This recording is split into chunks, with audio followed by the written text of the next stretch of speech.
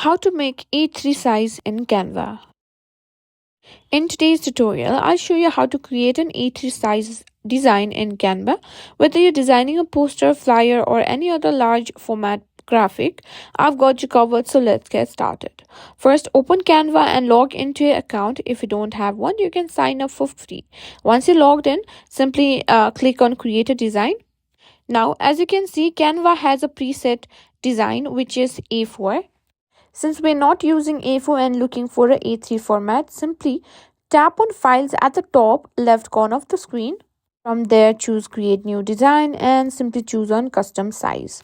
Now, here's where the magic begins. The dimensions for A3 paper are 42 cm by 29.5 cm. After you've typed it, simply click on Done. And that's it. We have gotten now a blank A3 size canvas to work with. Now you can get creative. You can start adding text, photos, graphics, and other elements from the left sidebar. And that's it. You've now learned how to make an A3 size design in Canva.